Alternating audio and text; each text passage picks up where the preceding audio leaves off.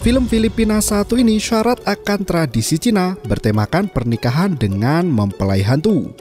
Bulan hantu kelaparan terjadi pada bulan ke-7 kalender lunar. Orang-orang disibukkan dengan acara persembahan untuk arwah leluhur yang bertujuan agar arwah leluhur mereka tenang di alam baka.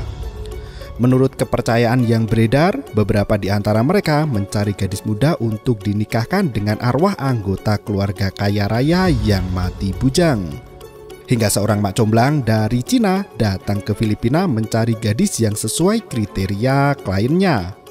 Mereka akan memberi imbalan harta kekayaan melimpah asalkan gadis itu mau menikahi sang arwah. Dan berikut ceritanya. Film diawali dengan adegan seorang gadis yang melepaskan gelang keramat dari tangannya. Ia hendak membersihkan diri setelah melakukan hubungan badan. Sayangnya, pasangan main di atas ranjang itu justru mencuri gelang keramat yang disimpan di dalam kotak rias. Wanita itu keluar membawa pistol, namun kekasihnya diculik dan diseret raganya oleh roh jahat.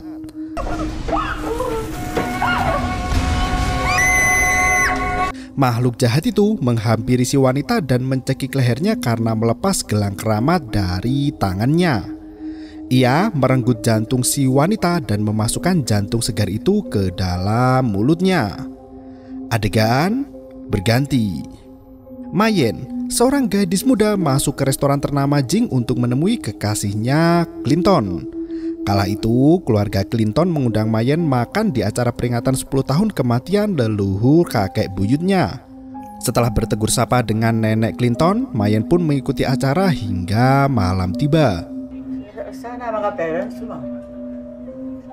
Di tempat lain, dua pemuda berjalan di jalanan pasar Manila sembari membicarakan tradisi bulan hantu lapar di Filipina. Setiap malam di bulan hantu, semua orang membakar uang kertas dan memberikan persembahan makanan agar arwah leluhur mereka tidak kelaparan.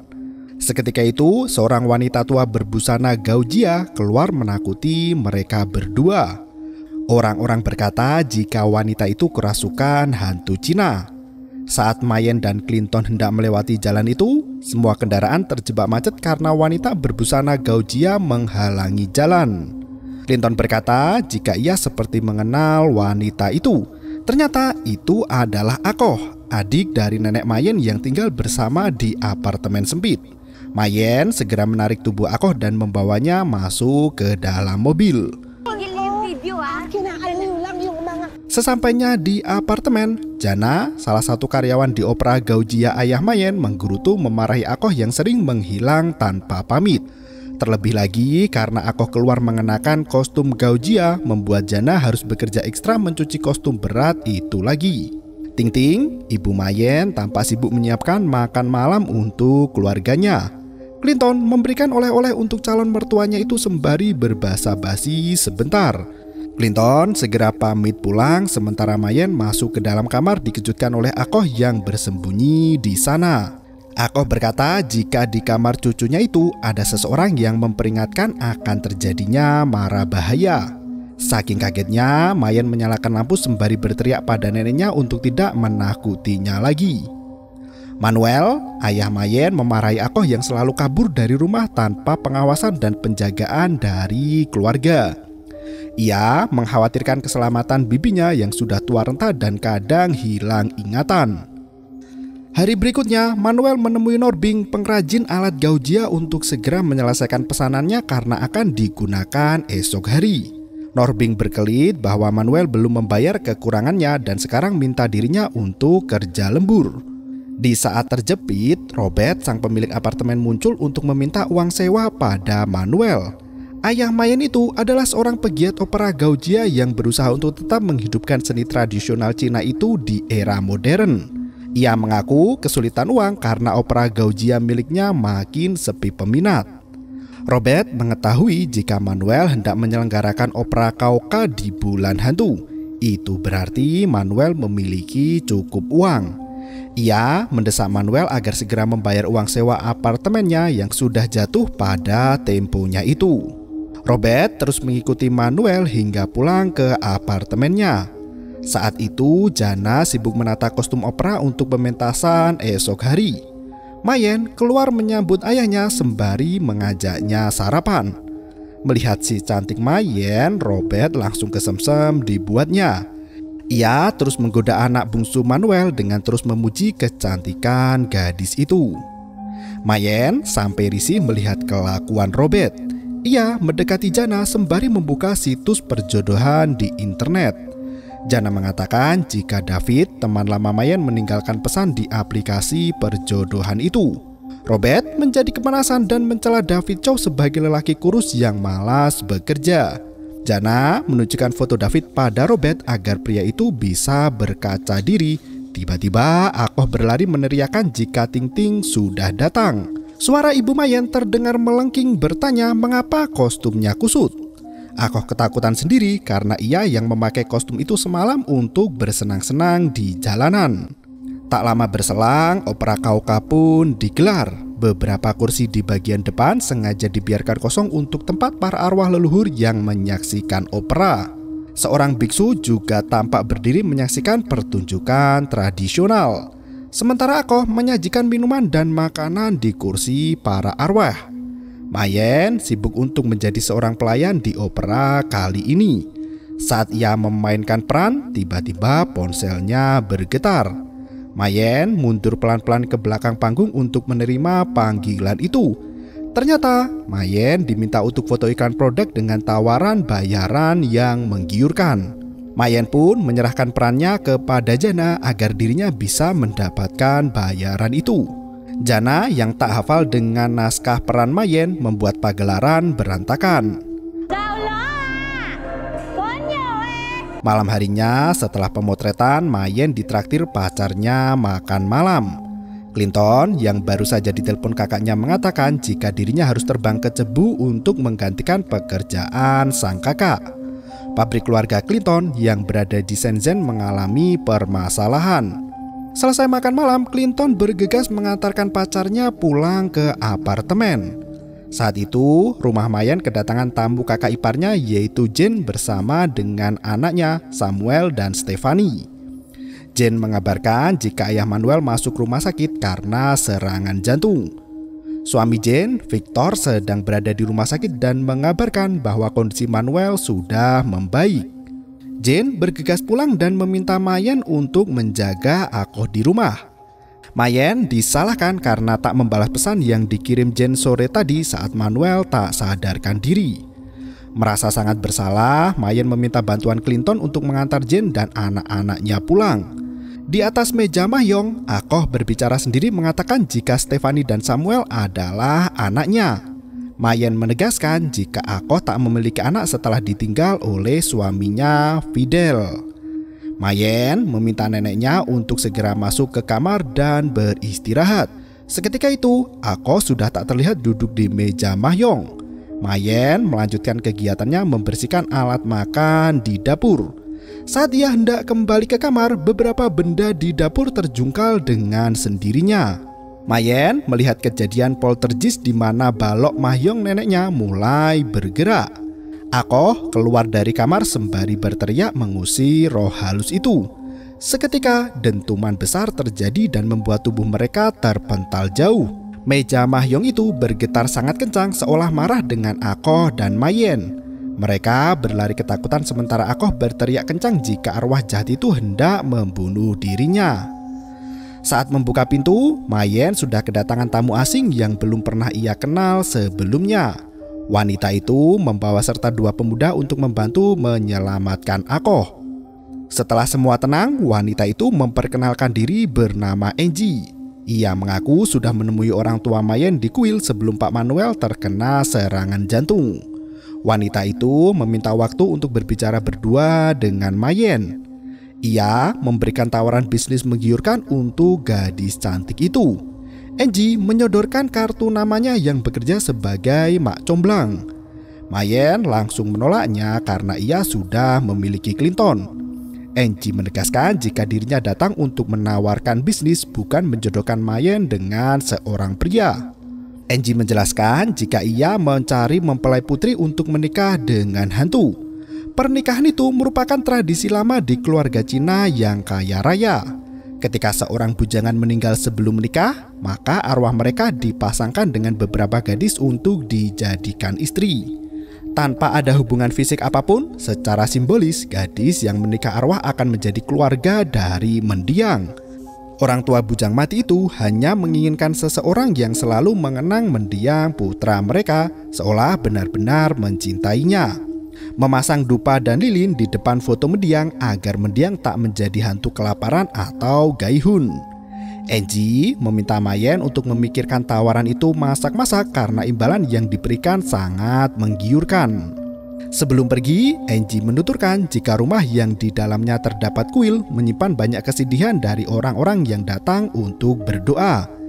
Ia menasihati Mayen agar tidak tinggal di dekat tempat ibadah karena menurut Feng Shui hal itu tidak baik untuk kehidupan Mayen. Selang beberapa hari berikutnya, Mayen kembali mendapat musibah. Robert terpaksa mengangkut panggung opera milik keluarga Mayen karena tak kunjung membayar uang sewa gedung. Mayen sampai menangis melihat ibunya kepayahan mempertahankan panggung itu. Mayen, the beautiful. Ano na naman ba itong ginagawa mo? Ia berteriak memaki Robert dan menemui ayahnya di tempat cukur rambut milik tetangga mereka. Manuel memberikan selembar surat cita yang dilayangkan Robert untuk keluarganya. Meski tak ingin membebani anaknya, Manuel merasa perlu memberitahu Mayen betapa keuangan keluarganya kini berada di ujung tanduk. Malam harinya, para pemain Gaujia kembali berlatih untuk mensukseskan pagelaran berikutnya. Mayen mendapat pesan dari Clinton yang mengabarkan jika pacarnya itu sudah berada di Cebu. Seketika itu, lampu dapur padam dan lonceng atap rumah berbunyi. Hanya Akoh yang menyadari kehadiran roh halus. Ia memperhatikan sekitar yang sibuk latihan dan berbincang. Tiba-tiba, Akoh berteriak sejadinya hingga membuat semua orang terkejut mendengarnya. Iblis jahat yang bertengger di pundak Manuel membuatnya tak sadarkan diri hingga kembali masuk ke dalam ruang gawat darurat. Victor, kakak Mayen, meminta adiknya untuk meminjam uang pada Clinton karena kondisi ekonominya memburuk. Ia bergegas pulang bersama istrinya Jane dan adik Jane yang bernama Matt. Sebelum masuk lift, Jane menegaskan jika keluarga harus saling membantu. Ia berkata jika keluarganya baru saja membayar pajak dan membutuhkan bantuan untuk melunasi biaya pengobatan Manuel. Mayen hanya bisa tersenyum mendapat tekanan itu. Ia pun bergegas menelpon Clinton untuk meminjam uang, namun ternyata ibu Clinton yang menerima panggilannya. Mereka seolah sedang mengadakan acara keluarga di Cebu. Ayah Clinton bahkan merebut ponsel anaknya dan meminta Mayen untuk tidak menghubungi Clinton lagi. Tak tahu harus berbuat apa lagi, Mayen berdoa di hadapan patung Buddha.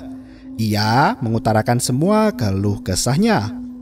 Akoh kembali menghampiri Mayen sembari berkata jika di kamar gadis itu ada hantu yang datang. Akoh meminta Mayen untuk tidak masuk ke dalam kamar sampai hantu itu pergi. Namun karena larangan adalah perintah, Mayen langsung masuk ke kamarnya dan menemukan jendela terbuka lebar. Saat hendak menutup jendela itu, Mayen melihat ada seseorang berbaju putih menggunakan payung putih melintas di depannya. Seketika itu, listrik rumahnya padam dan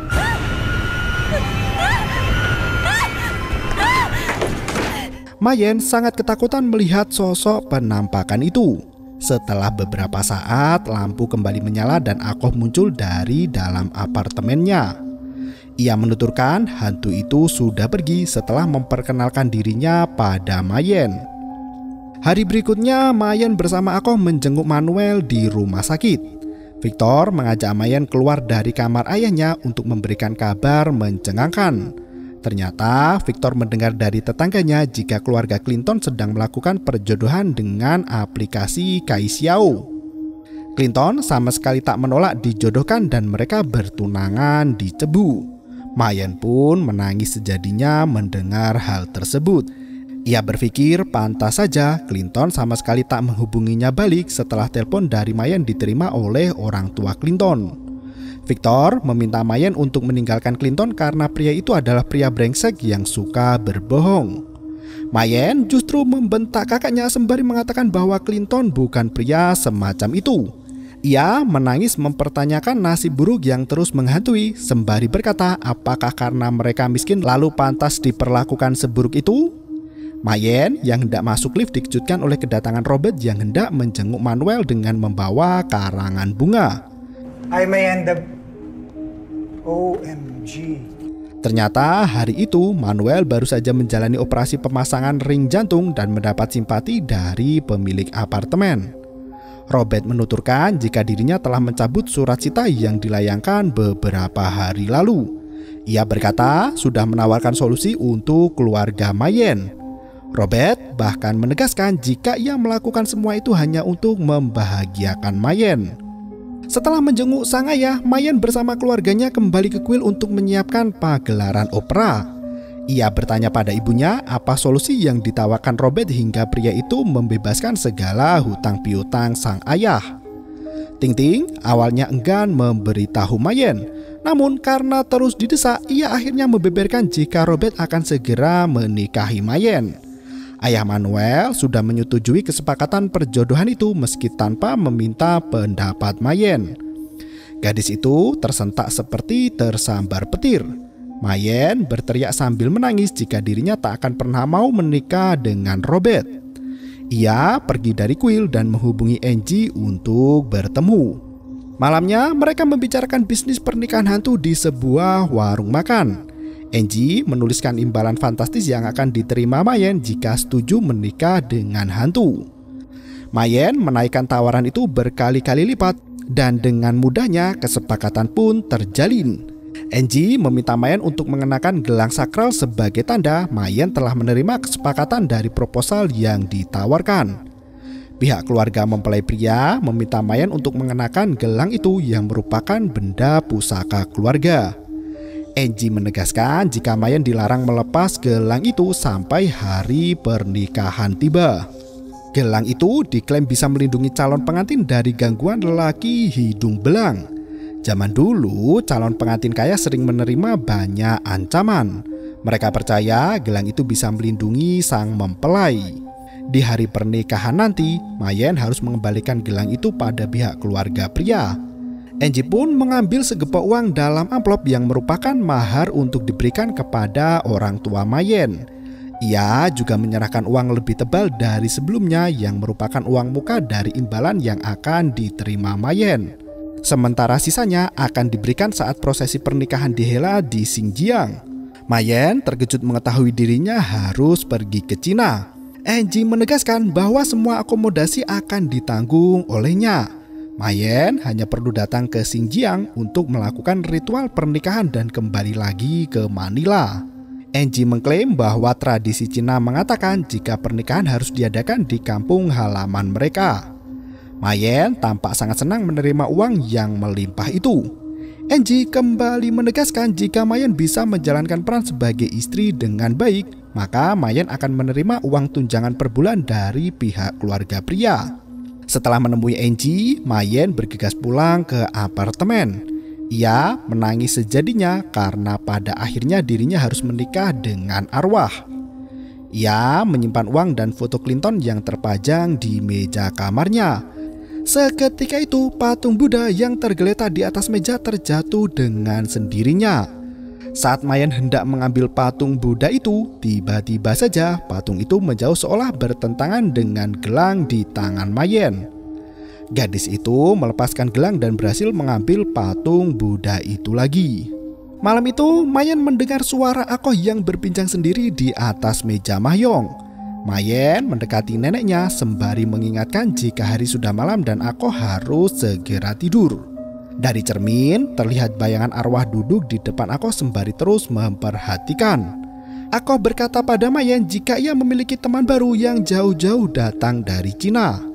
Mayen meminta Akoh untuk berkata pada teman gaibnya jika dirinya harus segera tidur. Akoh justru berteriak agar Mayen berbicara sendiri dengan teman gaibnya itu. Tiba-tiba, Akoh muncul di depan Mayen sembari berkata jika Mayen harus selalu mengenakan gelang itu. Mayen sampai terbangun karena mendapat mimpi buruk. Anehnya, gelang yang semula ada di atas meja kini sudah terpasang sendiri ke tangannya. Hari itu, Mayen bergegas melunasi semua biaya pengobatan ayahnya di rumah sakit dan membayar uang sewa apartemen pada keluarga Robert. Victor yang hendak membayar rumah sakit sampai keheranan siapa yang melunasi biaya berobat ayahnya.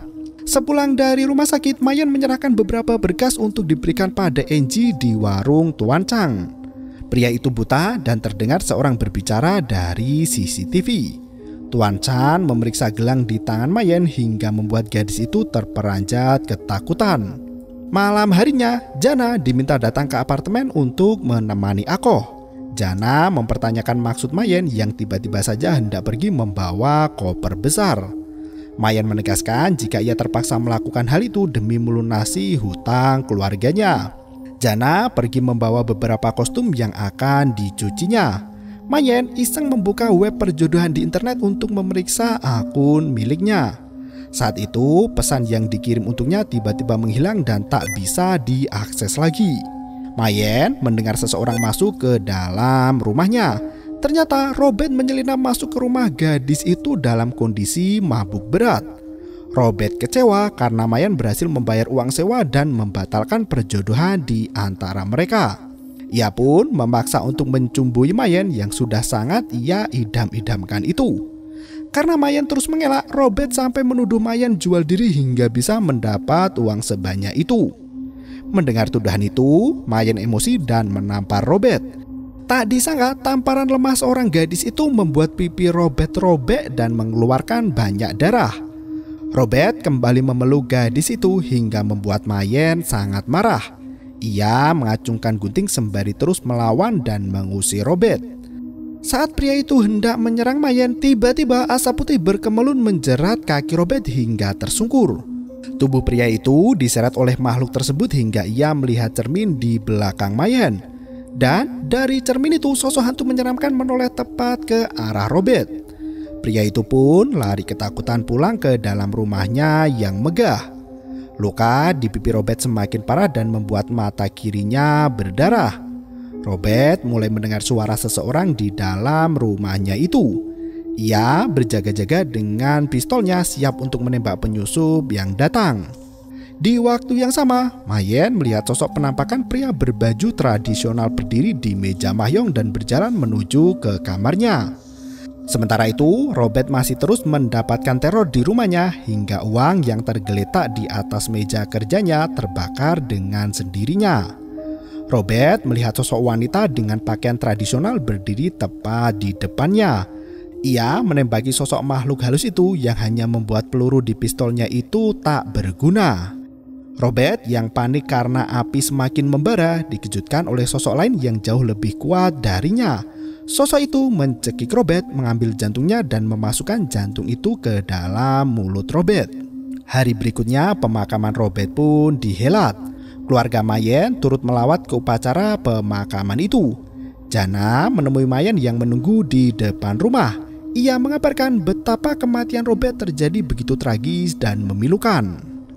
Mayen sampai terkejut saat tahu Robert mati memakan jantungnya sendiri. Jana mengatakan bahwa keluarga Robert memanggil dukun sakti dari La Union untuk mencari tahu penyebab kematian anaknya. Saat mereka asik berbincang, Clinton muncul dengan mobilnya. Ia meminta maaf pada Mayen karena dirinya tak bisa melawan kehendak orang tua. Ia justru berkata jika dirinya telah tunangan dengan wanita lain bukan atas kehendaknya sendiri. Mayen sangat marah pada Clinton hingga ia enggan berbicara dengan pria itu lagi. Karena Clinton tetap bersikeras untuk tetap bersama Mayen, wanita itu tak sengaja melukai telapak tangan Clinton.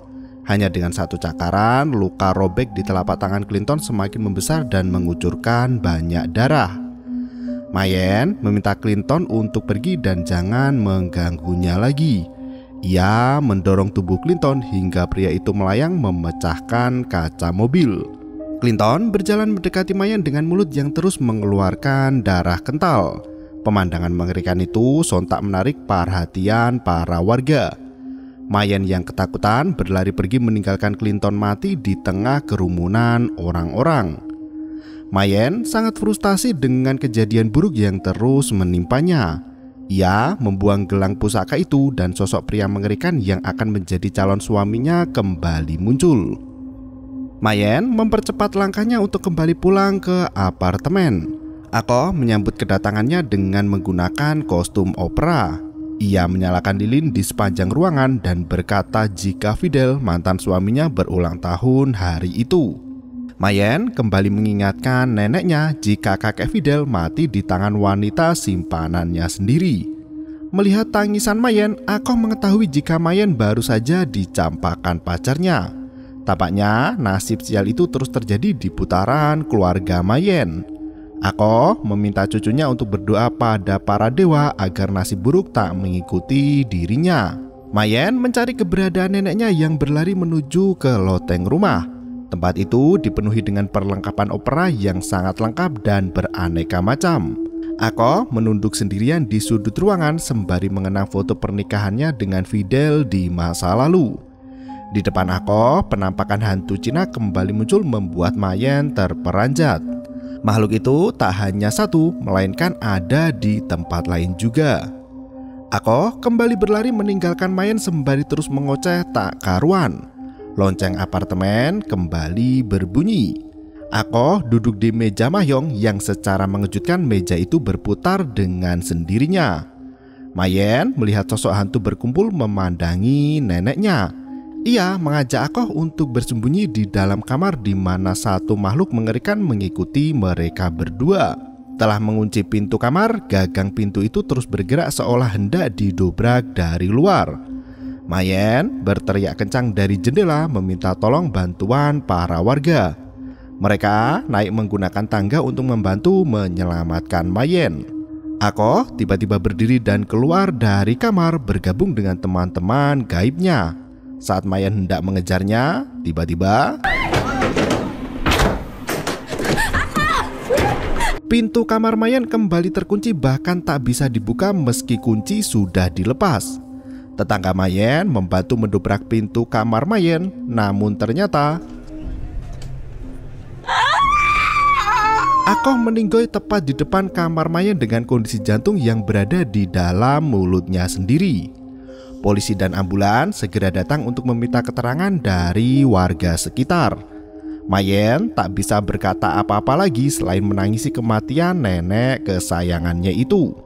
Saat Victor datang, Mayen langsung memeluk tubuh kakaknya itu. Ia kembali merasakan ada firasat tak baik. Mayen pun meninggalkan rumah itu karena ia merasa dirinya akan membawa celaka bagi orang di dekatnya. Malam itu juga, Mayen menemui Anji di warung Tuan Chan. Ia memprotes keras mengapa neneknya dibunuh oleh hantu padahal neneknya tak bersalah. Mayen bersikeras ingin membatalkan kesepakatan yang telah ia buat itu. Angie menuturkan jika kesepakatan itu sama sekali tak bisa dibatalkan sebelum pernikahan tiba. Ia juga menegaskan jika kematian nenek Mayen disebabkan karena Mayen tak mengenakan gelang pusaka itu dan malah membuangnya. Hal itu membuat arwah mendiang sangat marah hingga meminta tumbal jiwa Ako. Jika Mayen tak mau mengenakan gelang itu dan melawan kesepakatan, maka nyawa ayah Manuel dan ibu Tingting akan melayang berikutnya. Secara mengejutkan, gelang yang dibuang Mayen sudah berada di dalam tas Angie. Ia meminta Mayen untuk mengulurkan tangannya agar Angie bisa memasang gelang itu lagi. Ia berkata jika Mayen bisa membebaskan keluarganya dari tragedi dan nasib miskin. Mayen melakukan semua itu untuk menghindarkan keluarga dari penghinaan kemiskinan. Jika Mayen menyerah dan tak melanjutkan kesepakatan itu, maka pengorbanannya selama ini akan berakhir sia-sia. Setelah gelang itu kembali dikenakan, Angie memberikan paspor dan tiket untuk Mayen. Ia meminta Mayen untuk datang ke bandara internasional 2 hari lagi sesuai jam yang tertera pada tiket pesawat. Hari berikutnya, Mayen diminta datang ke kuil untuk menemui ayah kandung Robert. Ternyata di kuil sudah ada biksu Suang Ming yang berkunjung ke Manila untuk membantu permasalahan Mayen dan keluarganya. Ia berkata kedatangannya itu semata-mata untuk membantu keluarga Robert untuk mengetahui apa yang terjadi pada mendiang. Di waktu yang sama, Ibu Tingting sedang berada di pasar berbelanja bahan makanan seperti biasanya. Melihat gelang di tangan Mayen, Biksu Muanming berkata jika gelang itu berbentuk kepala angsa dengan leher yang menyatu. Gambar itu adalah simbol khas perkawinan.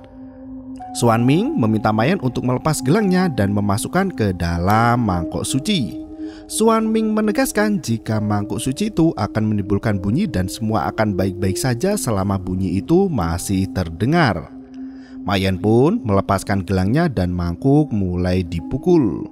Ibu Tingting mulai diganggu oleh iblis di dalam pasar. Sementara itu, Victor masih mengurus jasad neneknya di rumah sakit sembari memeriksa keadaan ayah Manuel. Xuanming menatap ke dalam mangkuk suci dan berkata jika roh dalam gelang itu bukan hanya Yao Kuai, namun juga Shishan. Yao Kuai adalah sebutan untuk iblis berwujud monster, sementara Shishan adalah kolektor jiwa untuk Wu Guanwang, penguasa danau api dan darah. Danau itu adalah penghentian terakhir para roh jahat. Bunyi di mangkuk suci sudah berhenti. Saat itu, Victor yang berada di dalam lift mulai diganggu oleh sosok makhluk halus mengerikan. Sosok itu mencekik leher Victor hingga ia kesulitan bernafas. Tuan Li, ayah Robert, meminta biksu untuk membunyikan mangkuk itu lagi. Seketika makhluk yang mencekik Victor terbakar tak bersisa. Victor keluar dari lift dengan kondisi tubuh penuh luka dan kepulan asap. Mayen meminta Xuanming untuk mencari cara agar ia bisa mengakhiri kesepakatan pernikahan iblis itu. Sang biksu kembali melihat ke dalam mangkuk suci sembari mengatakan jika gelang itu dijaga oleh 4 roh penjaga. Mayen berteriak jika ia melihat penjaga itu tepat sebelum akohnya meninggal. Xuanming menuturkan siapapun yang mencoba melanggar kesepakatan akan diteror oleh 4 penjaga itu sampai mati.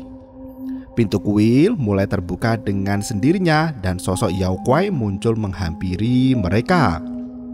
Mayen bergegas mengenakan gelang pusaka itu lagi dan membuat Yao Kuai menghilang merasuk ke dalam gelang. Dalam keadaan tak sadarkan diri, Mayen terbangun di alam iblis. Saat itu ia bertemu dengan 4 wanita yang membangunkannya.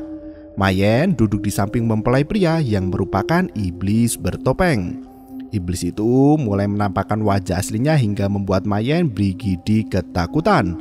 Iblis itu menggenggam jantung Mayen yang ternyata dada gadis itu sudah bolong. Mayen terbangun dari pingsannya dengan raut wajah ketakutan. Ia menangis meminta bantuan Xuanming untuk menyelamatkan nyawanya dari cengkraman iblis. Di rumah sakit, ayah Manuel dan ibu Tingting mengawal proses pengurusan jasad Akoh. Tuan Li bersama Xuanming menemui mereka berdua. Di tempat lain, Mayen pulang ke rumah sembari berkemas-kemas. Ia menyesal telah mengundang para iblis masuk ke kehidupan keluarganya. Jana mendapat telepon dari teman masa kecil Mayen yaitu David Chow. Pria itu menelpon dari tempat tinggalnya dengan wajah memar dan tangan yang terluka parah. David berkata jika dirinya hampir mati dibunuh saat meminta Angie mencabut nama Mayen dari daftar calon istri hantu. David menjelaskan jika 3 tahun terakhir ini Angie mempekerjakan tim ahli teknologi untuk melacak para gadis yang lahir di tahun ayam air. Total ada 4.690 daftar para gadis di penjuru Filipina, termasuk salah satunya Mayen. David menjelaskan jika Mayen bukan satu-satunya kandidat yang terpilih. Awalnya ada 6 gadis yang sesuai dengan kriteria untuk dijadikan pengantin hantu. Sayangnya David sudah tak bisa melacak keberadaan 5 gadis lainnya yang menghilang seperti ditelan bumi. Bahkan tak pernah ada pernikahan di antara mereka berlima. Satu-satunya wanita yang dipilih adalah Angie. Angie adalah mak comblang gaib yang menawarkan jiwa kepada Xu Jiangrong, anak dari keluarga kaya Cina yang mati bunuh diri. Yao Kuai Xu Jiangrong adalah pengumpul jiwa dari alam keempat Diyu yang diperintahkan oleh Wu Guanwang. Diyu adalah alam orang mati atau neraka dalam mitologi Cina. Xu Jiangrong dilindungi oleh 4 hantu wanita yang merupakan selirnya untuk mencegah adanya gangguan dalam proses ritual. David menuturkan jika Mayen bisa membatalkan kesepakatan itu di hari dan waktu pernikahan. Seketika itu, di belakang David muncul makhluk mengerikan yang selama ini meneror Mayen. Koneksi internet terputus hingga mereka tak bisa menghubungi David kembali. Tiba-tiba arwah Akoh muncul sembari terus meminta tolong. Setelah 2 hari berlalu, Angie terlihat sibuk menyiapkan gaun pengantin untuk Mayen. Ia bergegas pergi ke bandara dan menghubungi Mayen untuk segera bertemu dengannya. Di tempat lain, Mayen sedang dalam perjalanan ke bandara juga. Mereka sama-sama ke bandara, namun waktunya berbeda. Karena Mayen tak kunjung menemui Angie, wanita itu bergegas pergi mengunjungi rumah Mayen. Orang-orang sibuk mempersiapkan diri untuk melakukan pagelaran opera. Angie berteriak mencari keberadaan Mayen. Manuel menegaskan jika putrinya sudah memutuskan untuk tidak melangsungkan pernikahan. Mayen sengaja pergi dari rumah untuk mengakhiri kesepakatan dengan iblis. Ternyata gadis itu sudah terbang ke suatu tempat yang dirahasiakan kemarin siang. Angie mengancam jika malam nanti akan terjadi pertarungan sengit yang bisa membahayakan nyawa banyak orang. Manuel berteriak kencang menegaskan jika dirinya siap bertarung demi membebaskan putrinya dari jeratan iblis. Angie melenggang pergi dengan penuh emosi dan mengabarkan pada Tuan Chen jika kelompok mereka ada pengkhianat. Angie meminta Tuan Chen untuk menemukan pengkhianat itu. Di tempat lain, David segera berada di Himalaya bersama Mayen. Di Tenggara Tibet itu, mereka hendak melakukan ritual untuk membatalkan kesepakatan iblis pengantin hantu. Jam 4 sore itu, David memberikan foto mendiang Su Jiangrong untuk dibawa Mayen ke dalam sangkar. David menunjukkan jimat sakti dari para biarawan untuk menangkal gangguan roh halus. Saat waktunya tiba, Mayen diarak memasuki kuil untuk dibersihkan dari roh-roh jahat. David mendapat telepon dari rekan proyek IT-nya dan langsung memodekan pesawat telepon agar tidak ada orang yang bisa melacak keberadaannya. Sayangnya, David sangat terlambat menyadari. Tuan Chen memberikan kabar pada Angie jika David berkhianat dan membawa Mayen ke Himalaya. Di Manila, waktu sudah menunjukkan pukul 19:15. Jana mengabarkan pada pemain opera jika bulan malam itu sudah muncul. Pertunjukan pun segera dimulai. Opera itu mengisahkan Nyonya Liu yang berdosa karena membawa Buddha. Iblis membawa Liu ke danau api dan darah di mana Liu berubah menjadi monster Yao Kuai. Hal itu bisa dibatalkan jika Liu diselamatkan oleh putranya sendiri, Mulien. Setibanya di kuil Buddha Kathmandu, Nepal, para biarawan ramai menunggu kedatangan Mayen. Angie mendapat telepon dari Tuan Chen bahwa ia telah mengirim rekannya di Nepal untuk menuju ke kuil Kathmandu. Angie meminta Tuan Chen untuk segera membunuh Mayen sebelum bulan muncul di Kathmandu. Mayen meletakkan foto calon suami hantunya di tempat yang sudah disediakan. Ritual dimulai. Arak-arakan penari keluar dari dalam kuil menuju ke tengah lapangan. Angie berbicara di altar Su Jianrong berjanji jika dirinya akan memberikan nyawa Mayen sesegera mungkin. Mayen memasukkan gelang ke dalam mangkuk suci di kuil Kathmandu. Ia diberikan palu dan diminta untuk masuk ke dekat kuil. Saat itu Mayen melihat sosok iblis penjaga yang mencoba menyerangnya namun hancur oleh para biarawan yang terus berdoa untuknya. Biksu meminta Mayen untuk menghancurkan gelang pusaka itu dengan palu suci di tangannya. Pesuruh Tuan Chen sudah tiba di kuil dan bersiap untuk menyerang David. Di belakang David, Mayen bisa melihat iblis hitam berterbangan ke arahnya. Suara tembakan mengejutkan Mayen yang ternyata itu adalah pesuruh Angie yang hendak membunuh dirinya. David bertarung dengan pria itu sementara Mayen melihat arwah ayahnya yang ditawan oleh iblis Su Jiangrong. Dibantu para biarawan, pesuruh Angie bisa dengan mudah dilumpuhkan. Angie sangat marah mendengar hal itu hingga ia menjerit atas kemurkaannya. Mayen sangat sedih hingga melihat arwah ayah Manuel di atas bara api. Saat itu Manuel keheranan karena orang-orang yang bermain opera bersamanya tiba-tiba menghilang. Mayen yang ketakutan didesak para biksu untuk segera menghancurkan gelang pusaka. Akhirnya Mayen menghentakkan palu ke dalam mangkuk suci itu hingga ia dan ayah Manuel tak sadarkan diri bersamaan. David yang hendak menolong Mayen dihalangi oleh biksu yang mengatakan jika Mayen harus menghadapi karmanya sendiri. Di Manila, Tuan Li meminta warga untuk tidak menyentuh jasad Manuel yang tak sadarkan diri. Ia meminta semua pemain untuk melanjutkan pagelaran opera malam itu sampai Mulien memenangkan pertarungan. Di alam bawah sadarnya, Mayen masuk ke danau api dan darah.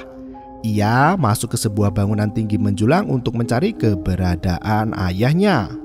Mayen bertemu dengan penghuni danau api dan darah yang didominasi oleh roh dan arwah jahat. Mereka bangkit mengejar Mayen untuk dijadikan tawanan. Para biarawan dan biksu wanita yang diketuai oleh Xuanming terus merapalkan doa untuk keselamatan Mayen dan ayahnya. Mayen bertemu dengan arwah Robert yang terus merengek memohon ampun. Enji meminta bantuan 4 selir Su Jianrong untuk mengambil nyawa Mayen agar bisa dipersembahkan pada mendiang haus jantung itu. Mayen ditemui oleh 4 selir dengan membawa payung yang berjalan menghampirinya. Arwah Clinton menemui Mayen dengan nada penuh amarah. Ia tak terima karena Mayen membunuh dirinya yang tak bersalah. Mayen kembali berlari kencang untuk menemukan sang ayah. Manuel terlihat kebingungan di ujung jendela, bahkan hampir tak mengenali anaknya sendiri. Karena Mayen tak kunjung sadar, biksu memberikan kain mantra disibakan ke dadanya. Dari mantra itu muncul sebuah arah petunjuk jalan untuk keluar dari danau api dan darah. Mayen segera menyeret ayahnya untuk ikut pergi bersamanya. Pertunjukan opera saat itu, Mulien yang hendak menyelamatkan ibunya harus bertarung dengan para iblis. Sama dengan Mayen, ia juga harus melawan iblis demi menyelamatkan ayahnya. Dalam pertarungan sengit itu, Mayen berhasil mengalahkan para selir Su Jianrong hingga membuat foto mereka hancur di altar rumah Enji. 4 selir itu muncul di rumah Enji dan Su Jianrong mencekik leher wanita itu. Mayen berhasil menemukan gerbang menuju ke dunia manusia dan mendorong ayahnya untuk masuk ke sana. Saat Mayen hendak masuk ke sana, tiba-tiba Enji yang sekarat dihajar oleh Su Jianrong muncul menghalangi Mayen. Karena Enji terus melawan Mayen, arwah Akoh mempertaruhkan diri untuk menyerang Enji. Mereka bertarung hingga akhirnya Mayen berhasil melewati gerbang dan gerbang itu pun kembali terkunci. Akhirnya Manuel bisa kembali sadar, begitu juga dengan Mayen. Biksu berkata bahwa Mayen tak akan damai selama roh jahat itu masih bersemayam di atas muka bumi. Mayen diminta untuk melempar foto Su Jianrong ke dalam lautan api yang membara. Sosok Su Jianrong pun meledak menjadi serpihan bara api yang memudar. Di rumah Mayen, pagelaran opera sudah sampai di babak akhir. Dewi Kuan Yin muncul ke muka bumi dengan membawa sapu untuk membersihkan kejahatan. Dewi Kuan Yin membersihkan dunia dari semua dosa dan mengampuni semua dosa manusia di bumi. Saat pagi menjelang, Mayen bersama David melihat pemandangan menakjubkan pegunungan Himalaya yang membentang sejauh mata memandang. Di kesempatan itu, David menyatakan cintanya pada Mayen dan mereka pun akhirnya bersama. Di Manila, jasad Enji kembali bangkit dirasuki roh jahat Su Jianrong. Dalam adegan pasca kredit, Yao Kuai Su Jianrong bereinkarnasi di tubuh Enji sembari menyatakan sumpahnya untuk mendapat nyawa Mayen. Dan film pun berakhir. Karya sutradara Chitorono ini mengangkat tradisi tituler yang berkaitan erat dengan praktik kuno menjadi daya tarik tersendiri bagi penonton di era modern. Mengulas budaya Cina yang berfokus pada keluarga kaya Taipan. Di Cina sering dilakukan agar pria yang belum menikah tidak sendirian di akhirat atau untuk memastikan garis keluarga tetap berlanjut. Jika sebagai keluarga ingin mengatur pernikahan hantu, mereka dapat berkonsultasi dengan semacam mak comblang. Mak comblang tersebut lalu akan menyatakan bahwa dia bersedia melakukan pencarian untuk sebuah keluarga yang memiliki anggota almarhum yang cocok dengan horoskop yang menguntungkan. Pertukaran mahar dan mahar antara dua keluarga yang terlibat dalam pernikahan hantu cukup bervariasi. Dan keluarga dapat bertukar keduanya, satu atau yang lain, atau bahkan hanya paket uang merah. Dalam pernikahan hantu banyak ritual pernikahan yang biasa dilakukan. Namun karena satu atau kedua pihak sudah meninggal, mereka biasa diwakili dengan patung yang terbuat dari kertas, bambu, atau kain. Sisi gelap dari tradisi ini adalah adanya perdagangan, pembunuhan, dan pencurian mayat oleh oknum tertentu. Penduduk desa Tiongkok sendiri bersedia membayar sebanyak $26.000 untuk mayat perempuan, kemudian mereka dikubur bersama kerabat laki-laki yang belum menikah. Tak heran jika praktik perdagangan ilegal ini terus berlanjut hingga saat ini. Terima kasih dan sampai jumpa. Yo, bermau itu ketarik.